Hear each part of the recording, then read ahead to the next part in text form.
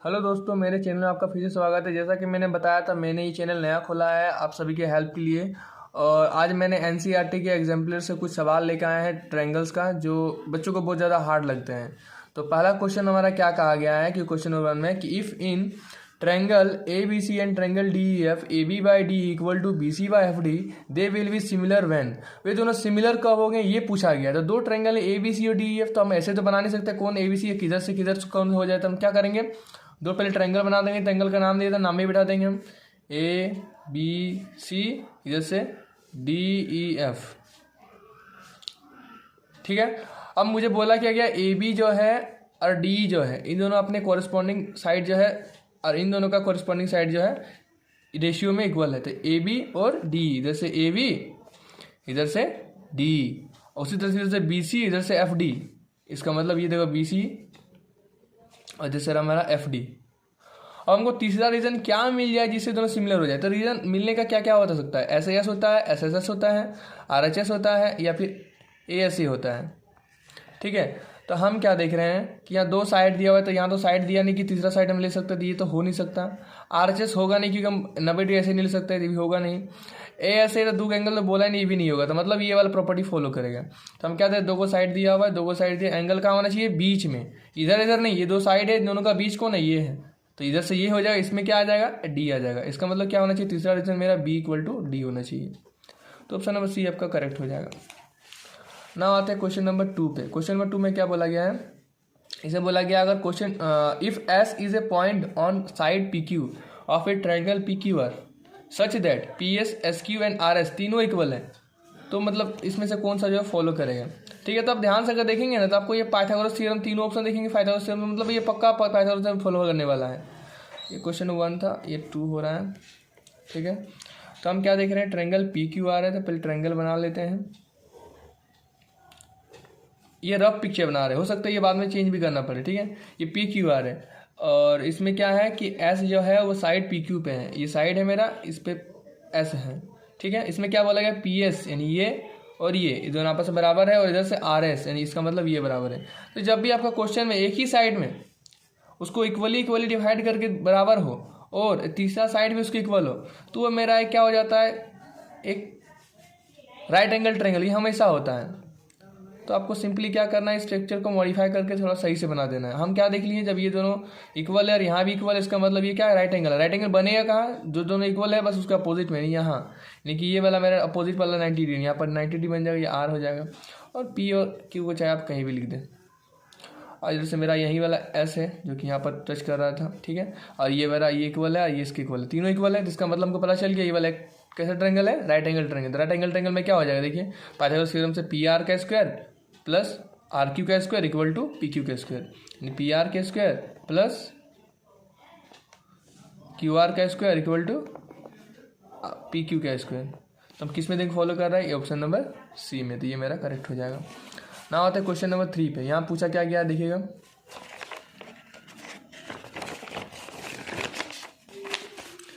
इसे पूछा गया है the ratio of the corresponding altitude of two similar triangle is 3/5, is it correct to say the ratio of their area is 6/5।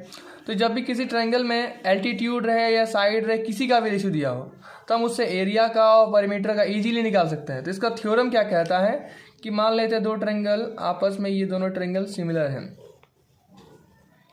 मान लेते कुछ भी ए बी सी है, ये पी क्यू आर है, दोनों सिमिलर है। ठीक है, ये जो है दोनों आपस में सिमिलर, तो क्या होता है, A B by P Q, इधर से ए बी, इधर से पी क्यू, इधर से बी सी, इधर से क्यू आर, और इधर से ए सी और इधर से पी आर। उसी तरह से अगर हम इसमें एल्टीट्यूड डाल दें, हाइट डाल दें दोनों में, तो उनका भी रेशियो, यानी कि ए मान लेते हैं यहाँ एम है यहाँ एन है, तो A M by P N equal to क्या होता है, इन दोनों ट्रायंगल का पेरीमीटर, हम शॉर्ट में लिख रहे हैं। ठीक है, perimeter A B C by perimeter P Q R. ये सब आपस में इक्वल होता है, ये तो पेरीमीटर हो गया। लेकिन आपको सवाल में क्या किसका पूछा गया है, एरिया का। तो एरिया में कुछ नहीं करते, क्या करते हैं, यही सब का किसी का भी अगर होल स्क्वायर कर देंगे ना तो उसका जो आंसर आने वाला होगा वो एरिया के इक्वल हो जाएगा। मतलब मान लेते हैं हम कोई भी इक्वल लेते हैं, तीनों सब में से किसी को भी ले सकते हैं। तो ए बी बाई चलिए पी क्यू ले लेते हैं, ठीक है। अब इनका क्या कर देते हैं, होल स्क्वायर। तो ये क्या हो जाएगा मेरा, area A B C by area P Q R का रेशियो मिल जाएगा। कब, क्या करने पर, होल स्क्वायर करने पर। होल स्क्वायर नहीं करेंगे तो किसका आ जाएगा, पेरीमीटर का। और होल स्क्वायर करेंगे तो एरिया का। तो हमको यहाँ क्या पूछा गया है, एरिया बोला गया। तो हम क्या देख रहे हैं, दो साइड का क्या है, कॉरस्पॉन्डिंग 3/5। क्या और ये छोटा हो सकता है, नहीं हो सकता। तो हम इसी का होल स्क्वायर कर देते हैं। जब ये आपका बढ़ा दिया हो ना, उसको काट के छोटा कर दे, जिससे क्या होता है, आपको ईजी बन जाता है। तो 3/5 दिया हुआ है, हमको क्या चाहिए, एरिया किसके चाहिए, तो हम 3/5 एरिया किसको चाहिए। ये क्या दिया हुआ, एल्टीट्यूड। एल्टीट्यूड कौन है, में से यही ना था। ये भी हम क्या बोले थे, किसी को भी आप ले सकते हैं। तब इसमें आप अगर AM बाय PN का भी होल स्क्वायर लेंगे तो भी किसके बराबर हो, उसके एरिया के बराबर हो। तो वही हम ले रहे हैं एल्टीट्यूड, यानी कि कुछ भी ले सकते हैं। 3/5 है तो इनका होल स्क्वायर क्या हो जाएगा, 9/25, यानी कि आंसर क्या आ जाएगा, 9:25। तो ऑप्शन नंबर 9:25। लेकिन यहाँ क्या दिया हुआ है मेरा, 6/5। तो क्या ये सही है, नहीं। तो इसका आंसर क्या हो जाएगा, फॉल्स। ठीक है ना। आते क्वेश्चन नंबर 4 पे। क्वेश्चन नंबर 4 में क्या दिया हुआ है, देखिएगा ध्यान से। क्वेश्चन नंबर 4 में कहा गया है, find the altitude of an equilateral triangle of side 8 centimetre. मतलब हमको एक इक्विलेटरल ट्रायंगल दिया हुआ है।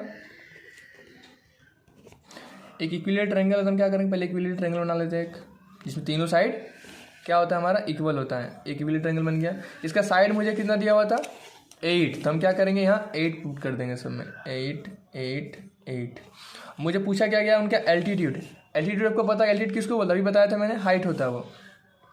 और जब भी किसी इक्विलेटरल ट्रायंगल में हाइट वो जो आता है वो क्या करता है, इक्विलेटरल ट्रायंगल के लिए स्पेशली बोल रहे हैं, इसमें ये साइड को इस साइड को इक्वली क्या करता है, डिवाइड कर देता है।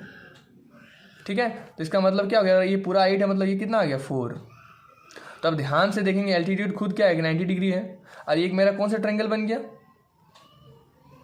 ये मेरा एक राइट एंगल ट्रायंगल बन गया। तो इसमें ये वाला, इसके अपोजिट वाला क्या होता है, हाइपोटेनस होता है। ये परपेंडिकुलर बेस किसी को मान सकते हैं। तो हम क्या करेंगे, हम जानते हैं p² + b²। इसका मतलब ये p मान लेते हैं, ये b मान लेते हैं। तो p² + b² को क्या हो जाता है, h²। तो हम h² कितना हो जाएगा, 8²। p² कितना, p पता नहीं है और b पता है मुझे कितना है, ये 4 लेना है। देखिए ध्यान दीजिएगा, आपको सिर्फ यही ट्रायंगल लेना है अभी। ठीक है, आपको पूरा नहीं लेना है, सिर्फ इसमें आपको पता करना है, तो इसी में निकालेंगे। ठीक है। तो p हमको p नहीं पता है, b पता है 4 का स्क्वायर। ठीक है, हमको p का स्क्वायर निकालना है। 8 का स्क्वायर 64 हो जाता है, 4 का स्क्वायर 16 हो जाता है। तो p² यानी कि 14 में से 6 गया तो 8 बचेगा, 5 1 गया तो 4 बचेगा। यानी p का रखेंगे स्क्वायर को, तब रूट अंडर चला जाएगा 48 का।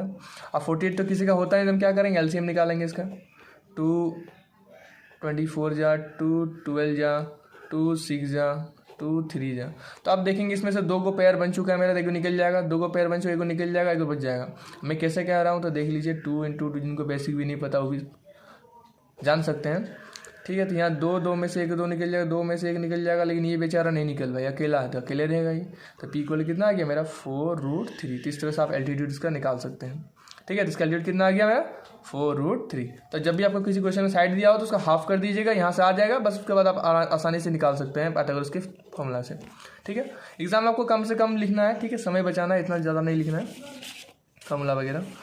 नाम आते हैं लास्ट क्वेश्चन, जो हमारा क्वेश्चन नंबर 5 है। ठीक है, सारे एग्जाम्पलर के हैं और इसी तरह के सवाल जो है पूछे गए हैं। बहुत सारा जो एग्जाम्पलर का क्वेश्चन ही हूबहू पूछा गया सिंपल पेपर में। इन द फिगर, ये सिंपल पेपर का ही क्वेश्चन है और इस एग्जाम्पलर में भी है। इसमें क्या बोला गया, in the given figure if ACB, angle ACB, इसका मतलब ACB यानी ये वाला एंगल, ठीक है, इक्वल टू CDA, मतलब ये वाला एंगल CDA। ठीक है। एंड AC इक्वल टू 8, तो देखिए AC इक्वल टू 8 दिया हुआ है। And AD equal to 3, AD equal to 3 दिया हुआ है। हमको BD पूछा गया, यानी ये पूछा गया है। ठीक, कैसे निकलेगा, तो देखिएगा दोनों साइड हमको, अगर हम इस छोटे वाले ट्रायंगल में देखें और इस बड़े वाले ट्रायंगल में देखें तो दोनों में हमको कुछ ना कुछ पता है। तो छोटे वाले ट्रायंगल में हमको क्या देखना है, क्या देख रहे हैं, ACD जो भी है,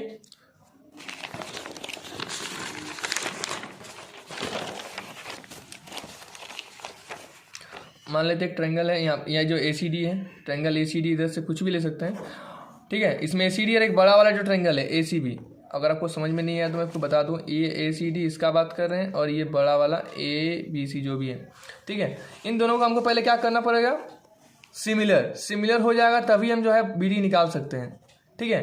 तो हमको कुछ रीजन चाहिए जिससे वो सिमिलर हो जाए। तो हम क्या देख रहे हैं कि इधर से D एंगल, इधर से एंगल C, ये क्या है, आपस में इक्वल है, इधर पहला खुद ही दिया हुआ है।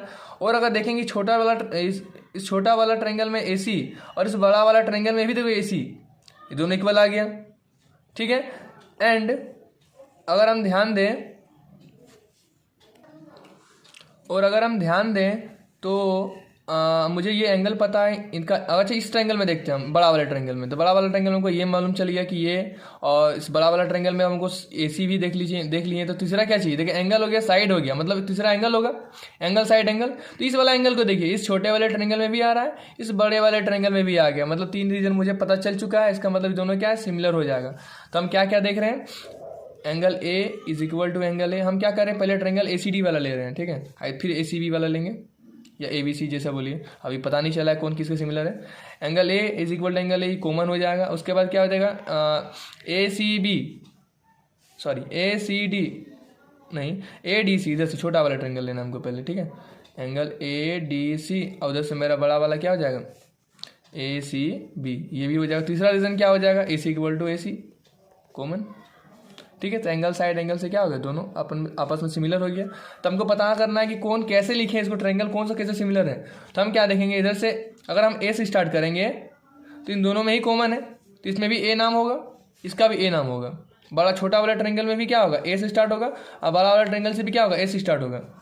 सेकेंड में अगर हम देखते हैं, अगर हम A से लेकर C में जाते हैं, देखिए इधर से इतना जाना है, हमको पूरा नहीं जाना है, हमको सिर्फ ACD जाना है, सिर्फ यहीं तक जाना है, ठीक है, ACD जाना है। और उसके बाद खत्म क्या कर रहे हैं, जिसमें एक सिमिलर इक्वल वाला था, तो हम क्या करेंगे, ACD यानी इक्वल वाला में खत्म किए हैं, तो इसमें भी इसको इक्वल वाला में खत्म करना पड़ेगा, यानी क्या होगा, ABC, यानी कि इधर से क्या हो गया मेरा, ACD इक्वल वाला में खत्म, इधर से भी ABC इक्वल वाला में खत्म, यानी कि इधर से हो जाएगा ACD, इधर से हो जाएगा ABC, ये दोनों आपस में सिमिलर हो गया।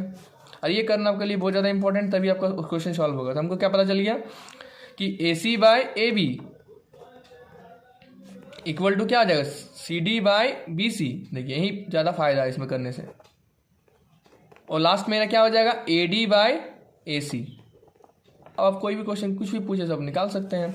हमको क्या क्या दिया हुआ था, हम देखेंगे क्वेश्चन में AC मेरा 8 दिया हुआ था, तो AC मेरा 8 दिया हुआ था। AB मेरा कितना दिया हुआ था, AB पता नहीं है। और CD मेरा दिया हुआ था, CD पता नहीं है। और BC इसे दोनों पता नहीं, इसको ऐसे भी कोई काम का नहीं, इसको अभी दिखने का, आप इसको हटा देंगे, इसको कोई ज़रूरत ही नहीं है, ठीक है। CD, इसमें CD ना ही CD पता है और ना ही मुझे यहाँ पर BC पता है, जिसको कोई ज़रूरत है नहीं। AD बाय AC, यानी कि AD यानी कि 3 हो गया। अरे AC मेरा हो जाएगा, AC मेरा कितना हो जाएगा, AC यानी कितना हो जाएगा, 8, ठीक है। हमको निकालना क्या था, BD, तो BD बाद में निकलेगा। अब ध्यान से देखिए, इसका तो कोई ज़रूरत है नहीं, तो 8 बाई AB इक्वल टू क्या जाएगा, 3/8। तो हम AB को उधर भेज देते, इंटू करते, क्रॉस मल्टीप्लिकेशन AB, और 8 जो 64 हो जाएगा इधर, ठीक है। और इंटू इधर 3 में बचा हुआ AB इंटू 3, इधर 64, तो AB कितना आ जाएगा मेरा, 64/3। लेकिन क्या मुझे AB पूछा गया था, नहीं, हमको पूछा गया था BD कैसे निकलेगा, पूरा AB में से AD घटा देंगे। इसका मतलब क्या आ जाएगा, पूरा AB कितना है, 64/3, उसमें से किसको घटाना है, 3 को, तो मेरे से क्या निकल जाएगा, BD बचा हुआ निकल जाएगी नहीं। तो 3 3 9, 64 हो गया, 3 3 9, नीचे में 3, बस कितना आ जाएगा आपका 55/3, डिवाइड करेंगे 3 1 3, बचा आपका 2, 3 24, बचा 1, 3 3 9, फिर 3 3 9, इस तरह आती रहेगा। तो आप ऑप्शन नंबर चेक कर सकते हैं, D में आपका करेक्ट हो जाएगा, ठीक है। ये सारे सवाल जो थे आपके बहुत ज़्यादा इंपॉर्टेंट है, आज सारे एग्जाम्पल से लिए गए थे, इसी तरह आगे सवाल आते ही रहेंगे। आई होप आपको वीडियो पसंद आया होगा, और अगर आपके मेरे वीडियो में कुछ कमी नज़र आ रही है तो कमेंट में ज़रूर बताएँ, ठीक है। Thank you.